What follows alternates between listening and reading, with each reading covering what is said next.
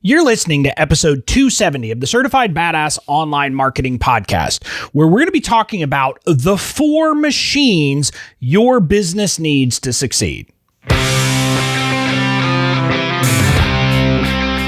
Welcome to the Certified Badass Online Marketing Podcast, where being a badass has less to do with what you wear and what music you listen to, and everything to do with whether you've got the thriving online business of your dreams. I'm your renegade thinking Harvard Law grad turned online entrepreneur host, Bobby Klink. In my years building my thriving business, the most important lesson I've learned is that being a badass online marketer isn't about secret strategies or ninja tactics. It's about doing the basic stuff right and showing the F up.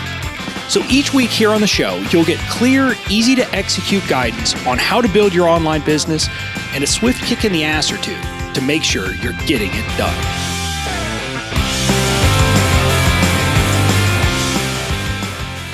Hey there, welcome to today's show. I am your host, Bobby Klink, and I'm excited for this episode because today we're going to be kind of continuing the journey that we've started over the last few Tuesdays of diving into kind of what it actually takes to build an online business and getting rid of the fluff, getting rid of this notion of, it's going to be simple and you're going to just create a product and a funnel and have a VA and you're going to make lots of money.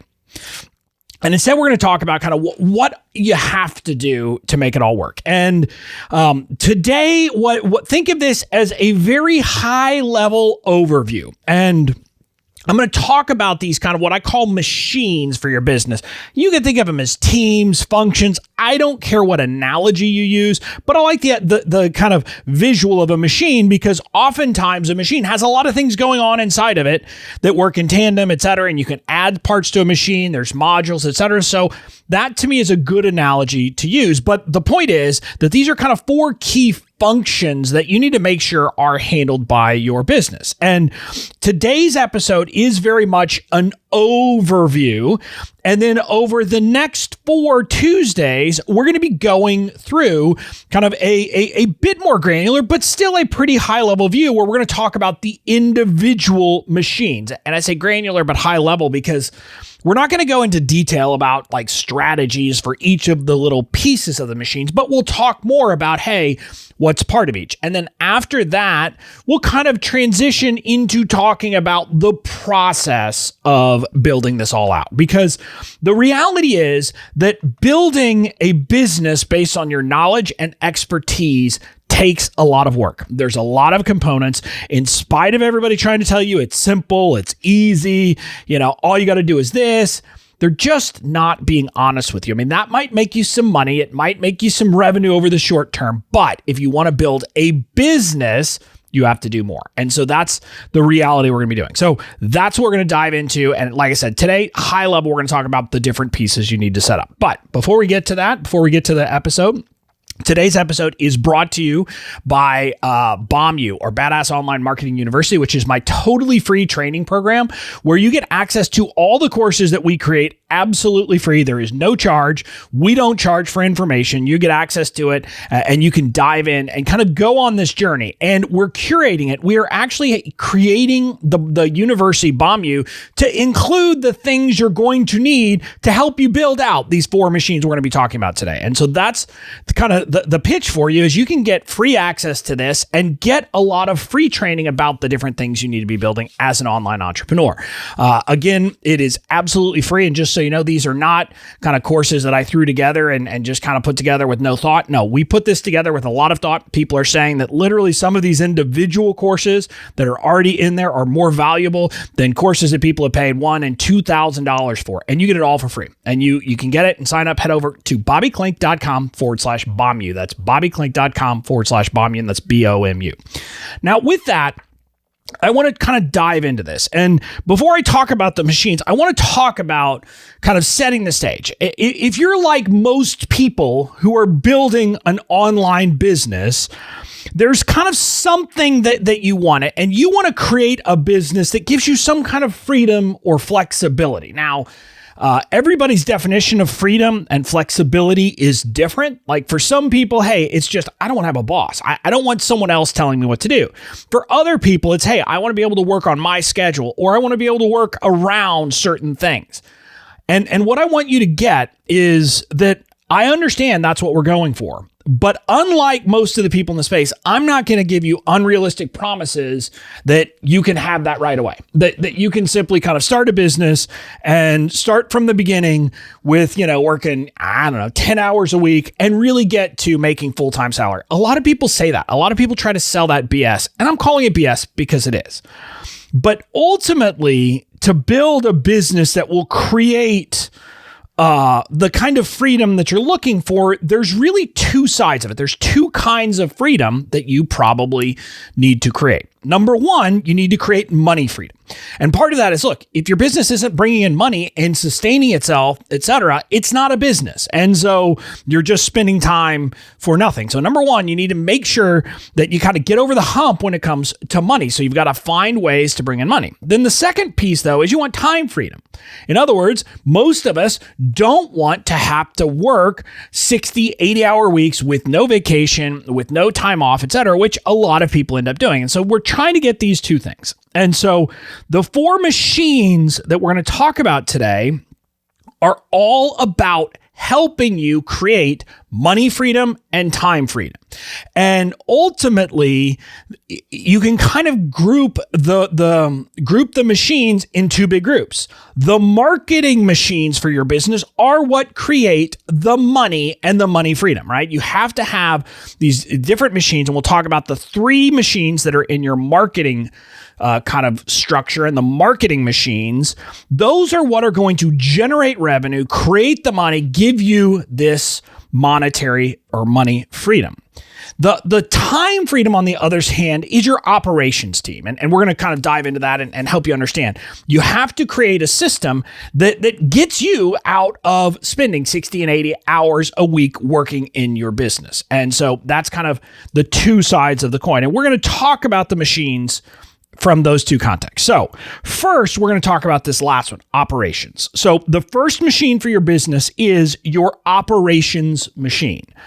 This machine really kind of has two parts, and in a lot of ways, it's kind of boring. And it's boring because it includes things like, taking care of all the legal stuff and dealing with the tech pieces and all of that. But broadly speaking, the operations machine or the operations team does two things, kind of two major roles here. And in next week's episode, we're going to dive deeper into building out your operations machine, what it needs to do, and how you need to be thinking about it. But ultimately, what it has to do is make sure that you're dealing with all the requirements that have to be dealt with, basically keeping you in compliance.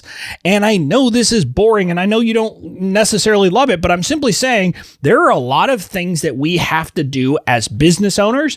And there's a lot of complexity in life generally, but when you go into business, there is even more complexity. There's things that simply have to be done legally.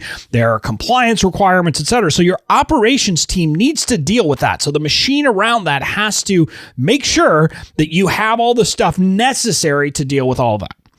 The second really kind of big function in this team, and there's multiple things in this, is to get you out of the day-to-day as much as possible. And this is something that if you haven't read The E-Myth Revisited, it's a great book, and it talks about this concept that a lot of us create businesses because we're really good technicians. We're really good at doing the work, whatever it is that we help people with.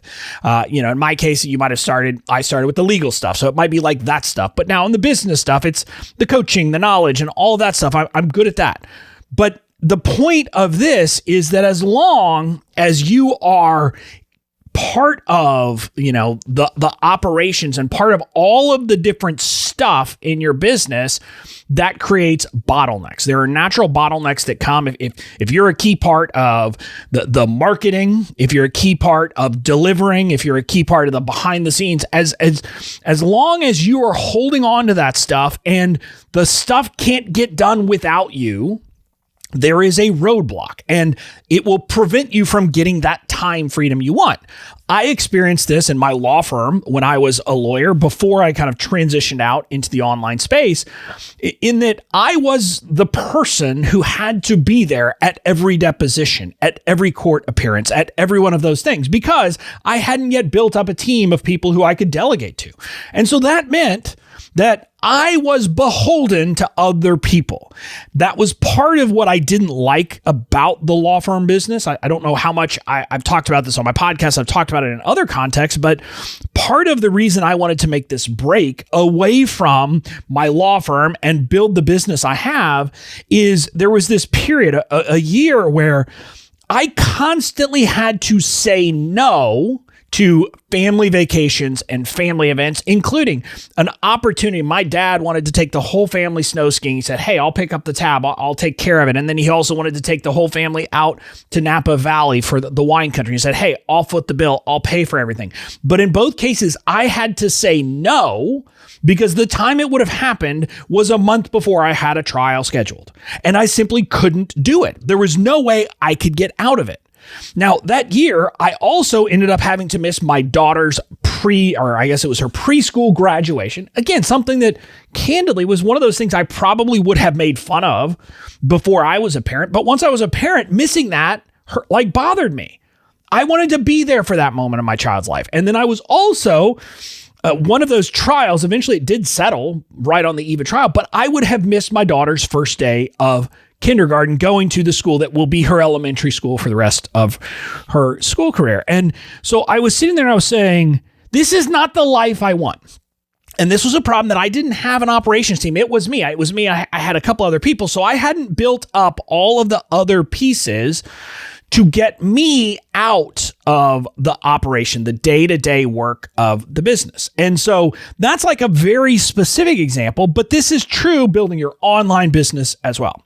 As long as you are involved in all of the steps, you're going to have this problem. And so we've got to figure out a way to get you out of the day-to-day. And like I said, it's the marketing piece, the delivery, and the operations piece. Like, the more you can get yourself out of each of those, the more freedom that you will have in your business. But, and here, this is a big but, I want you to understand, when it comes to building up kind of your operations, or the operations part and machine in your business, there is a very serious Goldilocks problem. And by that, I mean, you definitely need help. You're not going to be able to do this alone. You're going to need to build a team, and it's not going to just be you and a VA, as much as like some of the people want to make you say, oh, you can build $1 million business with you and a VA. I mean, could you? Sure, maybe, but good luck with that. You're going to need more than that. But at the same time, rushing to build your team up now to kind of create this operations machine and to get a bunch of people and to do all this stuff and all that, and spending time creating systems and all the stuff that happens in the operation team that I'll talk about next week in your machine of kind of getting your operations put together. If you do that early, what ends up happening is you stunt the growth of the business, and you might actually, cut the business off kind of at the knees and destroy it. And the reason why I say that is your business has a couple of really key assets. Number one is money. Money is the lifeblood of a business, and having positive cash flow and making money is incredibly important. With startups, if we look at the startup world, the tech startup world, they think about something called burn rate. In other words, they say, hey, we've got $100,000 in the bank and we're burning through $20,000 a month. That means we got 5 months until we're out of money. And that's an important concept. And what I want you to get is that if you try to kind of overbuild your operations machine early on, that's what can happen, because your operations machine will suck money out of the business. Now, it can also become a machine that helps you build and create money once you're at the right place. But doing it too early, there's not kind of the oomph to get it going. So what you need to do is understand that you have to build it at the right pace so that you are in a place of not sucking the money out of the business, where that money could be used more kind of efficiently on the other side of the business, the marketing machine. So the general rule with your operations machine is that you only build it up to the extent that is necessary early on. In other words, you're going to be scrappy. You're going to run very lean early on in your business. You're going to be the jack of all trades, the CEO or the cook and chief bottle washer. You're going to be the person doing nearly everything in your business at the outset. And there's a reason for that, because doing that preserves this vital asset, the cash that you have in your business, so that you don't end up, kind of, if you will, broke and not being able to sustain things, because that's kind of what you need to avoid. Now, separate though from the money element, a lot of people spend a lot of time setting this up and doing those things. And time is another one of the important commodities or kind of limitations in your business. It's not a commodity, it's like one of the big limiting factors in your business is how much time you have.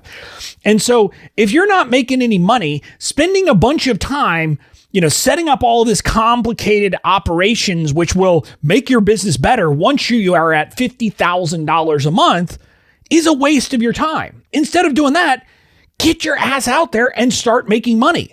Do the stuff that will bring in the money early on. And so that's why I'm saying you have to use this kind of view of, hey, my time is valuable. My money is limited. We need to get the most bang for the buck on both of those. And that's why you have to run lean early with your operations team. So that's the first machine, is your operations machine. And we're going to talk about that one next Tuesday. So we'll go deeper into what's involved in your operations machine. But understand that ultimately this is about creating time freedom. Now, what I'll tell you is it can also fuel the financial freedom, because it allows you to kind of scale in ways that you couldn't do without it. So it will create and be part of creating your financial freedom. But the first thing it does is it's going to help you create time freedom for yourself and then get you over some humps later. So that's where that piece is. Now, then the other three machines fall into what I call the marketing area, or the marketing machines. And there's three of them. There's traffic, there's conversions, and there's customer experience. Broadly speaking, traffic is getting people's attention and getting them over to your site, your hub, wherever it is that you're then trying to convert them. Conversions, this is about turning that traffic into leads and ultimately buyers.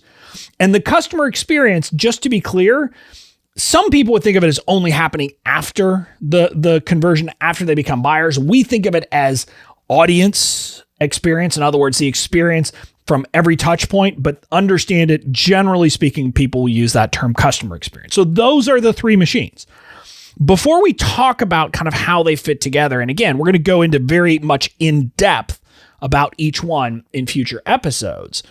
The important thing that I wanted to talk about is that in the online space and in the world we live in, we are inundated with a model that is the funnel model. And the funnel model effectively takes into account all of these elements. It talks about traffic coming in the top, then you have a conversion machine, and then it spits out customers, right? So that's kind of the conventional model that we think of, because it has been fed to us over and over and over again as the answer.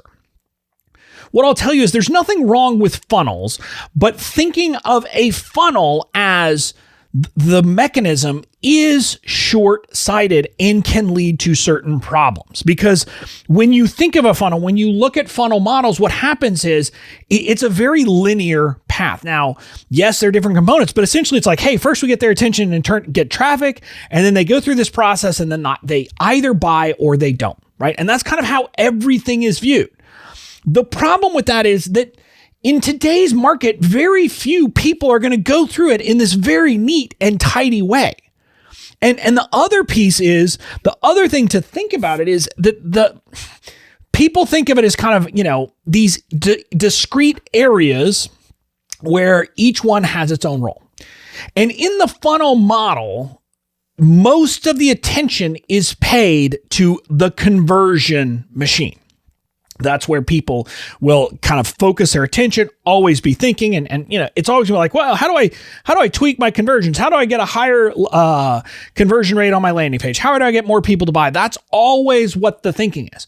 The problem is that approach of always focusing on conversions can actually be counterproductive because it can hurt other elements. And so if you view this as this kind of straight through approach, it leads to kind of burnt customers and burnt audience, and you burn your bridges and people don't then have a good experience. And so what I want to suggest to you is you need to reframe this and think of your three marketing machines: the traffic machine, the conversion machine, and the customer experience machine. I mean, you could call it a virtuous cycle, but really it's almost like a virtual kind of virtuous triad. And what I mean by that is calling it a cycle makes it better than a funnel, right? Because that would suggest that, hey, traffic leads to conversions, leads to customer experience, leads to traffic, kind of in this big circular virtuous cycle. That's pretty good.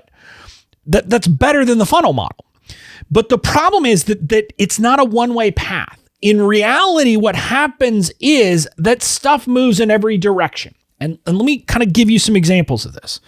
Number one, if you offer a great customer experience to customers, what will happen? That will convert them to buy more things. So in some sense, your great customer experience sends them back to conversion. It's not about getting more traffic. It doesn't start the cycle over again. It just leads them to buy more. So that's one example of how, in some sense, rather than being this straight through model, having a great customer experience converts people. So that's part of it as well. Now, separate from that, creating a great customer experience will create traffic. So this is where it is much like a cycle. And what I mean by this is when your customers have a wonderful experience with your brand, with your business, both before they buy and after they buy, guess what they're likely to do? They're going to tell their friends and they're going to tell their families. And if they happen to be people who have a big audience, they could become ambassadors and affiliates and the people who will really create a ton of buzz and traffic for your business. So having that great customer experience machine will fuel your traffic machine. Now, similarly, if you have a great conversion experience and focus on thinking about the conversion machine, not as part of a straight through funnel, but as part of an overall kind of triad and three different pieces that are all like dependent upon each other, you're not going to think about getting every last dollar from people every single time. And so that experience will again turn people into brand ambassadors. So this is where, in many ways, the conventional marketing model, when you hear people talk about it, oftentimes they'll say, hey, people buy from you multiple times and then become brand ambassadors. Especially in the digital marketing world, they'll talk about this like, hey, people will go through your cycle of buying your product and buying a second product, and then they become brand ambassadors. Or brand evangelists. What I'll tell you is that if you do conversion right, and if you think about it as part of this overall kind of three machines, even the people who don't convert, the people who don't buy from you, can become traffic sources. I've had this happen in my business over and over again, where people who, had a good experience with my brand recommend me to people, even though they didn't buy from me, because they didn't need to buy from me at that moment. They didn't have a need. And the fact that I was willing to serve them and give them a great experience and not make them feel like crap for not buying and not try to push them to buy something they didn't need led them to recommend me to other people. So again, this is how the conversion machine, and doing that right, not just optimizing it to sell to more people, but optimizing it in the context of serving people, can lead to more traffic. And so that's part of it. But then even when you think about the traffic machine, when you build that machine the right way of providing value to people, it has a halo effect over the entire process. If people have experienced your content, experienced value from you before they're asked to buy, before they're a customer, that will increase conversions. It will generally increase the customer experience. And so all of that gets better. So the key concept here I want you to take, and we're going to go into, what does your traffic machine look like? What does your conversion machine look like?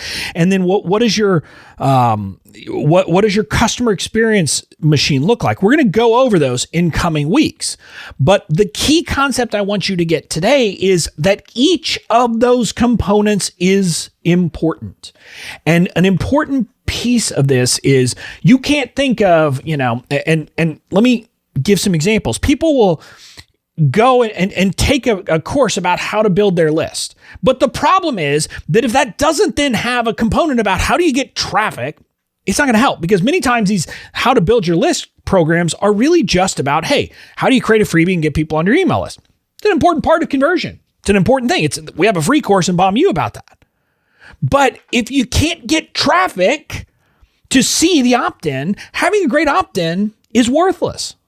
And so this is kind of, you have to think about it as this interconnected piece. Another example, though, that I want you to understand is you have to be able to put the things in the right space. And what I mean, let me give you a very clear example of this. Podcasts are a great example. And you'll see people who are in kind of our space of ultimately what we're going to sell is some kind of program, whether it's coaching or, a course, a membership, something like that. That's like the monetization plan for most of us. But then you'll see people talk about podcasting and listening to people who are talking about podcasting, building a podcast to get advertisers or building a podcast for X, Y, and Z purpose. And what you have to understand is that's a very different proposition. And what I mean by that is that in some sense, if your goal is to build a podcast that you will then make money by having advertisers and people sponsor your podcast, if that's the monetization strategy, then the product is not about the podcast, or sorry, the product is largely the podcast. I mean, that's kind of the product. Now, we get into to really nuanced discussion of the product is really the audience, but you get the point. That's part of your conversion machine then. Okay. But for someone like me, my podcast is part of my traffic machine and it helps conversions, but that's not what I sell. I don't sell this podcast. This podcast is a tool that I use as content marketing. And so the point of me giving you this description is you need to understand what is it that you're going to sell. What is it that is part of your really kind of your product mix, et cetera, and conversion versus what is your source of getting traffic, getting people's attention, building awareness, things like that. And that distinction is why you need to be thinking about these things. Because I will hear people say all the time, well, I just want to do X. And they think that that's good enough. And I'm like, okay, but what role does that play in your business? So that's what you need to think about. But the other piece I want you to get from this discussion is that if you could have a great conversion machine, but if your customer experience machine sucks and your traffic machine sucks, okay, nothing is actually going to work.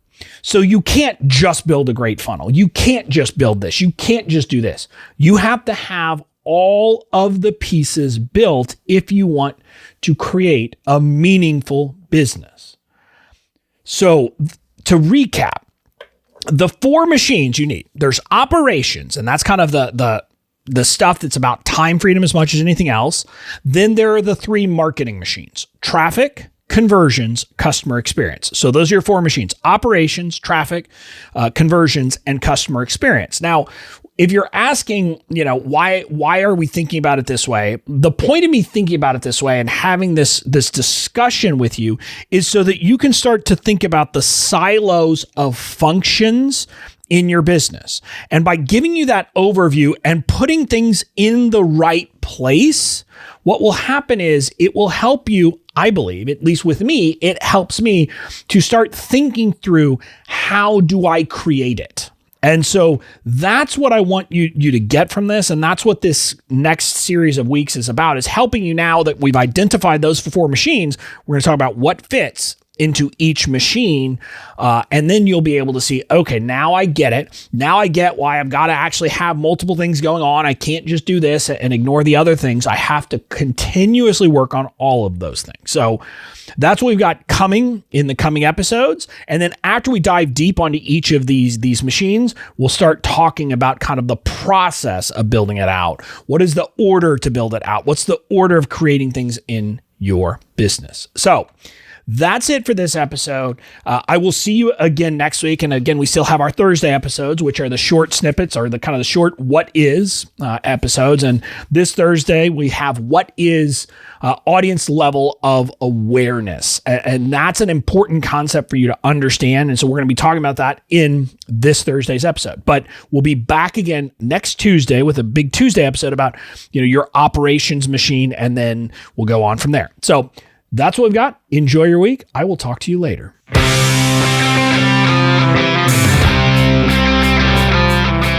That's it for this episode of the Certified Badass Online Marketing Podcast. Make sure to tune in next time. And in the meantime, go out and build the badass business of your dreams.